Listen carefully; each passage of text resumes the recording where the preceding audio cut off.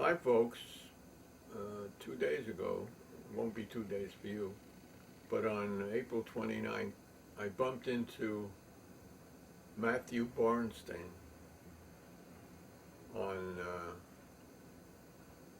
at Blue Stockings, you know, the bookstore on what's the street, Christie Allen Street, and he wished me a happy May Day, May 1st. And I remembered other May Days I'd spent, May 1st days. May Day has a long history. It goes back to the maypole and the celebration of spring, pagan ceremonies and worker ceremonies. And in the United States, an important May Day was in the 1880s. It was the beginning of a drive for the 8-hour day because when the Industrial Revolution came to this great country, it started with Slater Mills in Massachusetts, where young farm girls, and in Lowell and in Lawrence, would work 12 hours a day, 6 days a week, maybe even working on Sunday. So May Day has a long history, and I remember as a younger kid, the May Day parades in New York City. They ended in Union Square, and Union Square was not named after trade unions, unfortunately. It was where two avenues came together. And there were tens and tens of thousands of union members marching in this parade. Some of them were anarchists, communists. Some of them were just workers. They were every nationality in the working class. And there were bands and banners. It was wonderful. Those days are gone, seemingly, because the working class in America is fled to Asia and fled, or disappeared, and the technological revolutions of workers are being reduced to a electronic chip now, and Marx never predicted that. So, but there are still the oppressed. Luckily, there are still the oppressed, because whoever does work or does menial work or factories are disappearing in many places. They're oppressed. They're oppressed by the upper classes, the rich classes, the political classes, the governmental classes or class. The rulers oppress the people who are ruled. And even in the so-called democracy, that's a lie. This has become a deathocracy. It's not bringing democracy to Iraq, for instance. It's bringing deathocracy. It used to be trying to bring democracy, spelled D-E-M-O-C-K, R-A-C-Y, but now it's just, you know, and soldiers are just workers with guns, and what they manufacture is death. So I feel sorry for anyone who can't afford to go to college, so they go to hell instead. They join the army, forced to join the army.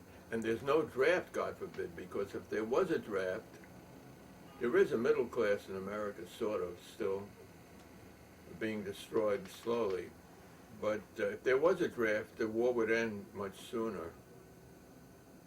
But they can't do that, so they're the people who rule over us.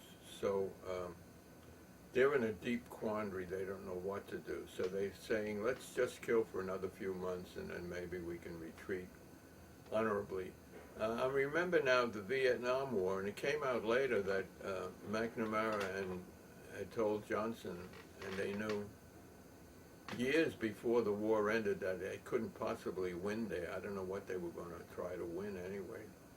But in order to save face, they, the light came on.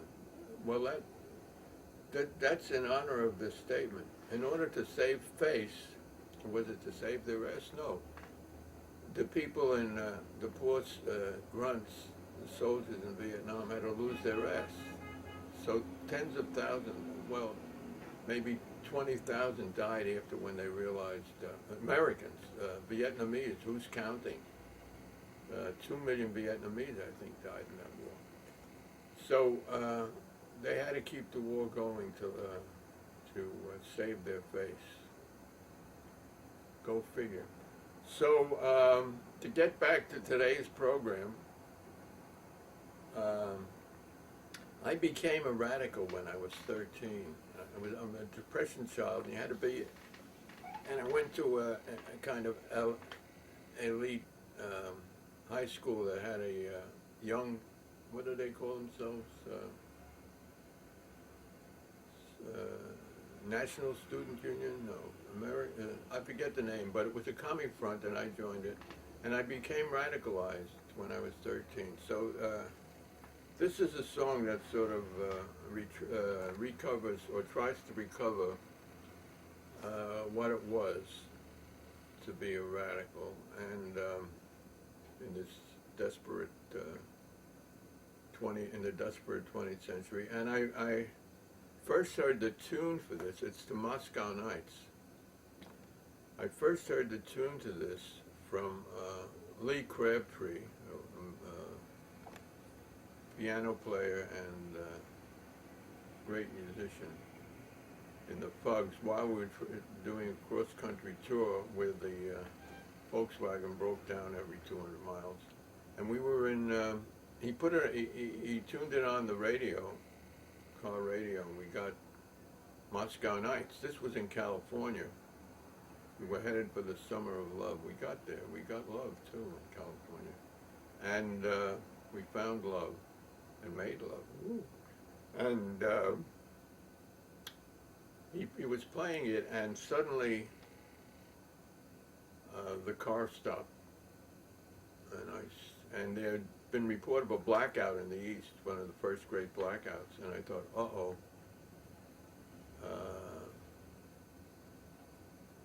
Amiri, no, what do we call him now? Leroy, uh-oh, his folks are doing it again. We sort of thought the blackout was intentional. It wasn't. And it wasn't a blackout. We just, in Chicago, because the car, in California, the car stopped running. Somehow it linked to me with the blackout. I don't know why. Maybe I thought cars ran by electricity then, but they didn't. But that it would have been batteries. Anyway, that's all pretty confusing. So, but I still remember that tune. And then we found out there was no blackout. We had to go get gas just before we reached San Francisco. So then I became interested in that beautiful melody, and I thought it was a traditional melody, supposedly not, but who knows. And I met a Russian immigrant professor of communications, I think, at one of the California institutions. Wait a while, prison is an institution too. Oh, well, anyway, California, and he taught communication. I asked him about this song, and I said I was disappointed because I think the song was written in the late 20s or early 30s under Stalin. And I said I was disappointed when I found out. I thought the new words in English were not a translation, and that the original song must have had some deep political content. He said no, that it was a love song about unrequited love, about love gone by. And I said, oh, that's terrible. I thought it was a political song. And he said, this was at Otano Media in Brooklyn, the anarchist press. And he said to me, well, you know, under Stalin, a love song was a radical song.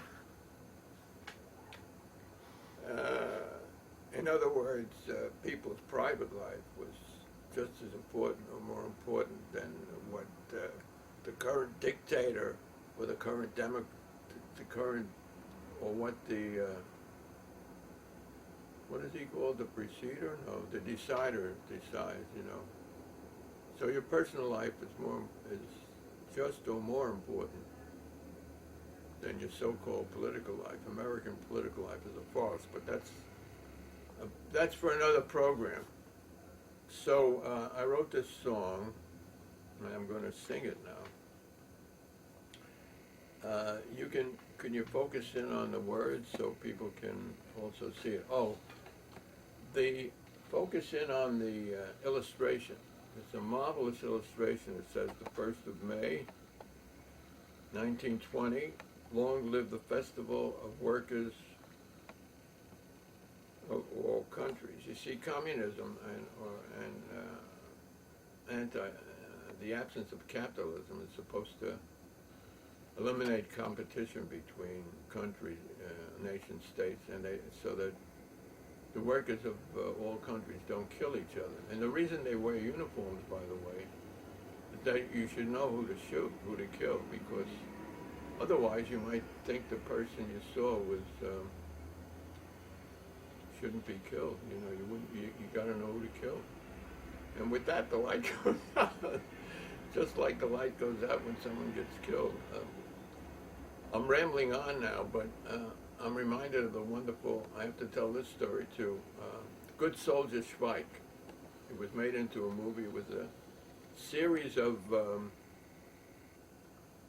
short vignettes, feuilletons, if I'm pronouncing the French correct, by a Czech, Vladislav, no, what was the Czech's name? Good Soldier.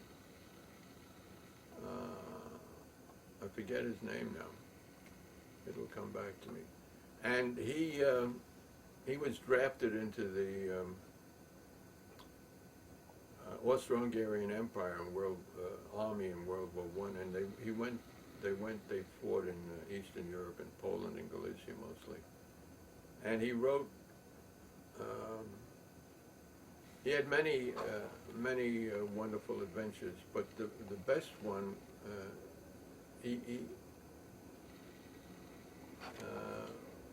When Franz Ferdinand was shot, someone came into the shop, into a bar in the book, The Good Soldier Schweik, and he said, "Have you heard Franz Ferdinand has been shot?" Or Ferdinand has been shot, and Schweik says, "Was that the Ferdinand who owned the pet store across the bridge, or was it the greengrocer on this side of the bridge?" And there's a scene where he goes to enlist in the Austro-Hungarian Empire to join the fight. Only his leg is broken, so he goes in a wheelchair and he's got crutches, and he goes into the draft office and he shouts, "On to Belgrade! On to Belgrade!" And he gets an immediate 4F as an insane person. So then the concluding chapter is even more hilarious. There's a lull in the fighting somewhere on the Eastern Front, and they go in bathing, the soldiers, and they leave their uniforms on the side, and suddenly there's a shot fired, and everyone runs to get their clothing, the uniforms, and Schweik puts on a uniform of the Russian army, and then he gets captured by his own troops, and he spent the rest of the war in a prison camp near Vienna. Very good. All right, so how much more time do we have? 14 minutes. We have 14 minutes left. All right, this is, instead of being mostly a musical session, this has been a lot of talk. Anyway, this is called, oh yeah, about the illustration. Beautiful picture of a young woman, and green leaves all around. And most Bolshevik and later CP banners, posters, were terrible. This is the only one I remember that didn't have a picture of a fat, ugly capitalist and or honest, strong Russian communist peasants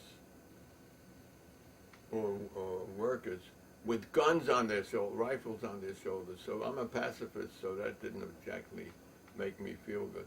So this is the only communist poster, Soviet poster that I like. Oh, right. When I was a young man a long time ago,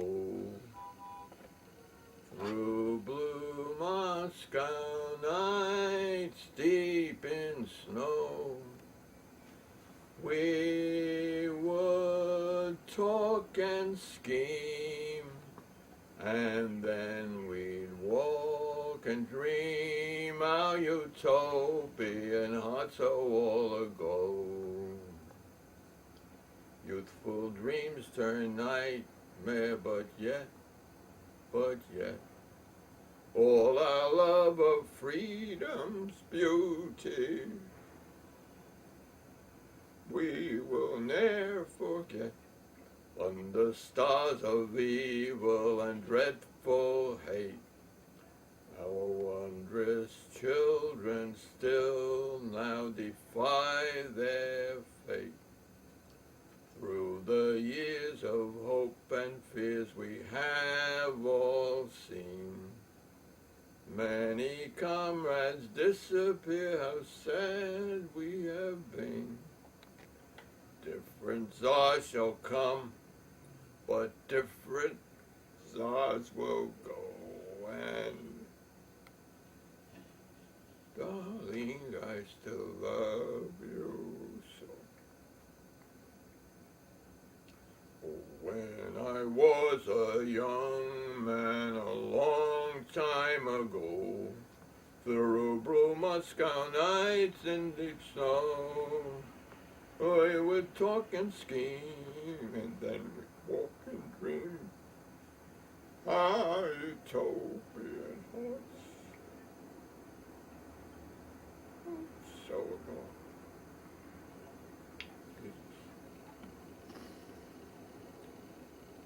Youthful dream. Let's turn it off for a while. Okay, here we go again. Youthful dreams turn nightmares, but yet, all our love of beauty's freedom we shall ne'er forget. Neath satellites of evil and dreadful hate, our wondrous children now still defy their fate. Through the years of hope and fears we all have seen, oh, comrades disappear, how sad have we been. Different czars will come, but different czars shall go, and my darling, I still love you so.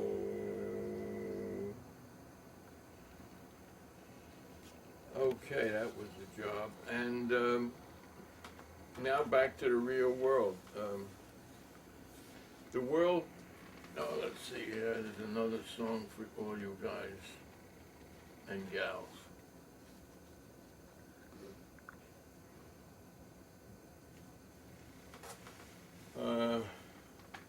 The World Health Organization estimates that about 10 million people worldwide will die of tobacco-related diseases next year. And it says that 500, all right, let's just think about that. This Marlboro, see Marlboro? It's the world's leading cigarette. It's Philip Morris company, and they amalgamated some decades ago even with Kraft food. So you should get them mixed up. For instance, if they're a Kraft Food Corporation, how could they be killing people? Well, maybe with rotten cheese. No. So they recently, since there's been a huge anti-smoking tobacco movement, they recently changed their name. Well, they advertise on TV. They stopped doing it for a while. They're telling you how to, these ads, I can't believe the hypocrisy of them.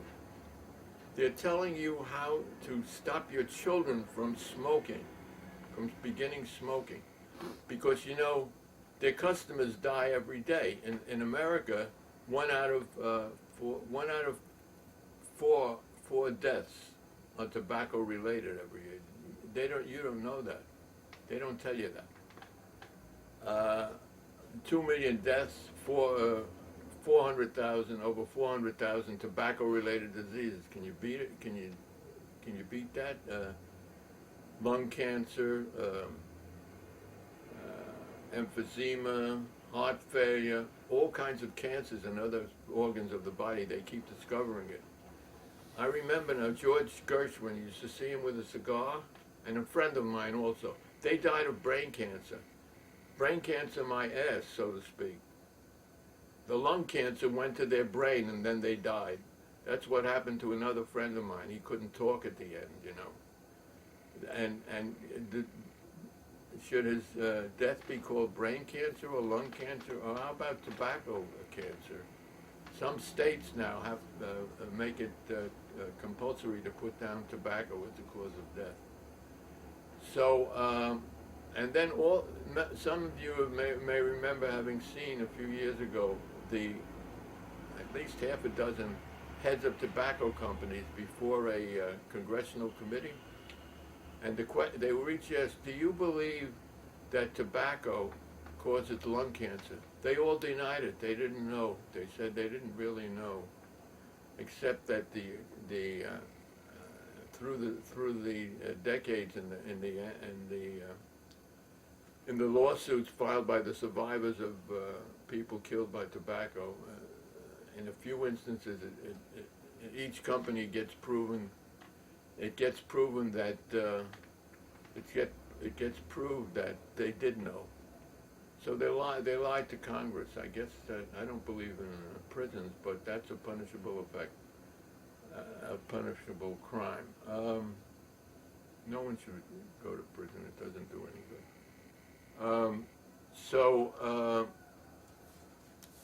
Philip Morris changed its name to Altria, A-L-T-R-I-A. Meanwhile, when they're telling, they're teaching you in America, supposedly, how to stop your kids from starting smoking, they're doing their damn best to increase their sales all over China, the next booming market. 1 billion, what is it, 2 billion? How many people in China? Too many to count. Great market. They're trying to do this. So they changed their name to Altria, A-L-T-R-I-A, but I spell it Altria. I'll try and fool you. I'll try and fool you. Meanwhile, they donate money to the Brooklyn Academy of Music, to different art galleries that are stupid enough to take the money of these murderers. All right. So the World Health Organization, it's only 10 million a year, and it says, the World Health Organization, that 500 million people now alive, that's the correct figure, 500 million, will eventually die of that same ignored affliction, tobacco addiction. And one out of 4 deaths in tobacco in U.S. is now. Smoke on, deluded, addicted, suicidal, stupid idiots. I can say that because I used to smoke. I smoked. I was a smoker. And like Mark Twain said, it's very easy to stop smoking. I've done it a dozen times. The CEOs of tobacco companies are all mass murderers. Compared to them, Saddam, Osama, Bill Clinton, Bush, Ariel and Yasser, Putin and Zhang, they're all pitifully amateurs. So I wrote this little melody. You could sing along with me, all you smokers too. What we need to do is, instead of spending $1 trillion on munitions to kill people, we should look for better ways to end addiction. So, come on everybody. Smoke, smoke, smoke your life, smoke your life away. Wearily, drearily, drearily, wearily, 30,000 will die today. So, How much time do we have? 3 minutes, yeah. Well, when you tune in next to the next program, we're going to do a lot of music. We're going to start next week, 2 weeks from now, with Ghost Chickens in the Sky.